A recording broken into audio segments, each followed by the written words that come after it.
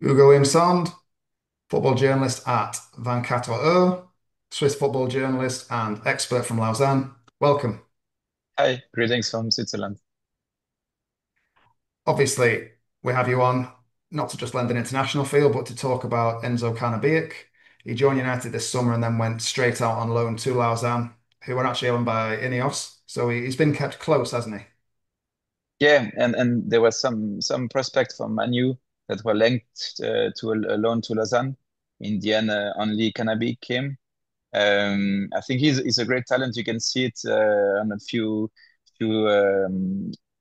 when he touches the ball or the way he behaves, you can see his talent. But so far, it's been tough for him to adapt to adult football because he played only with a youngster team in Le Havre before joining. So he needs time to adapt to the intensity, the aggressiveness. I don't know if you can say it in English, but um, it's a bit like Pogba when he joined back in the days from Le Havre. He didn't had any adult football minutes, and he had to adapt, and that didn't really work at Manchester before he joined Juventus.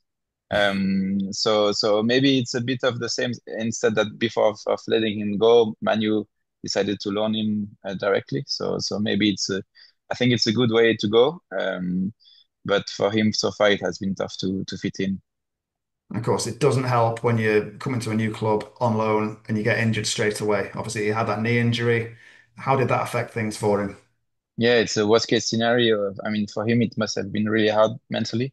But from what I heard from the club, they were really happy with the way he stayed with the team. He worked hard to come back and was really focused to try to win his spot in the team. So that was, I think, a good point for him, because it's also a test for I mean, how you are mentally prepared and strong to handle things also when they go the wrong way.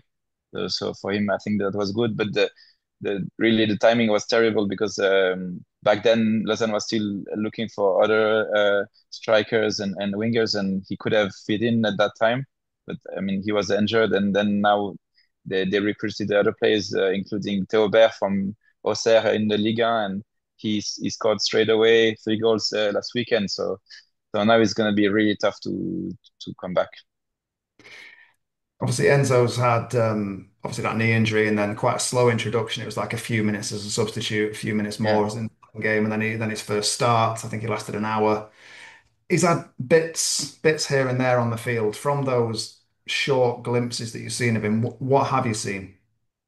Yeah, you can see he is talented, but it's too short to really judge if he has what it needs to adapt to European football and but I think it needs time and it's normal because he's young as well. But maybe a good thing for him is Peter Zeidler, the coach, is really known for trusting young players to put them in front. I mean, he was also in the Salzburg with the Red Bull company, which is really famous for for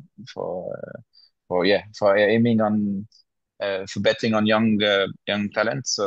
So I think it's for him it's a good coach to follow.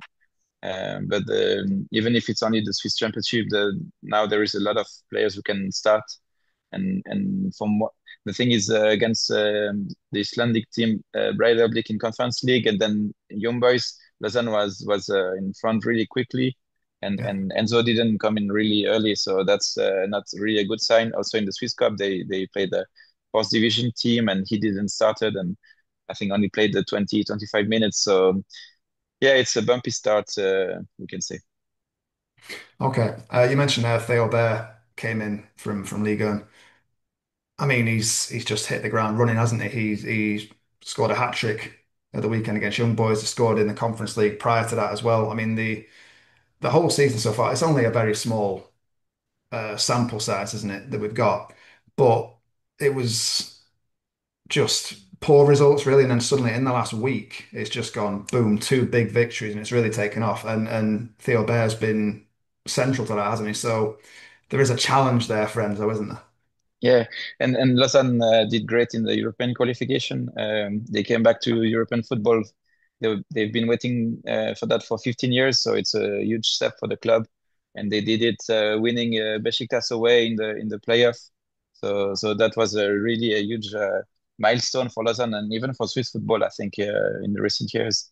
And now Théobert, of course, it's not the same profile as Enzo, but um, he has also he plays with Bear and Gausu Diakite, who is a young Malian players, really really skillful with the dribble, with the way also the quickness he sees the other players in the game, and so that pair clicked quite well so far. So I think for Enzo it's going to be tough to, but you never know with the injuries and also the fact that Lausanne's going to play a lot of games with the Conference League. He may have his chance later this year or maybe early in the spring. And is he fully fit now, as far as you're aware? Is he totally over the knee injury? Yeah, from what I heard, but he needs time also to find back the rhythm, especially because he didn't play a lot. So from what I heard, he's fit, but yeah, then you don't know exactly in this kind of situation, or if the club is telling the whole situation or hiding a bit. But I think it's more a question of competitivity than fitness. So the challenge is there, really, isn't it? He's got the senior strikers or the senior forwards in front of him. He has to learn from them and either coexist or overtake them, hasn't he? Yeah, but I mean, it's if he wants them to play at a much higher level in the Premier League, then that's a everyday challenge. If you are in the starting, if you want to be in the starting 11 of any Premier League team, then you have to fight for your team, for your spot in the team, and many players want to be there as well. So I think it's a good test for him, and I think Lausanne is a great place to start this career and to already have a challenge early. I think it's going to be a good test to see if he can overcome it, or then if he struggles, then it's going to be a first how do you say that? Yeah, a first intel, so to say. So really, he's in control. He's what happens next. It's his decision, really. He can keep going as he is, or he can really sort of embrace this challenge and Yeah, just keep going. exactly. He has to embrace it and yeah, try to prove his value. Um, but I think that the way that the team was happy of his behavior and the way that he wanted to fight back despite the injury and the setup, I think that's a really great signal. Brilliant. Ugo, thank you very much indeed. You're Top man, welcome.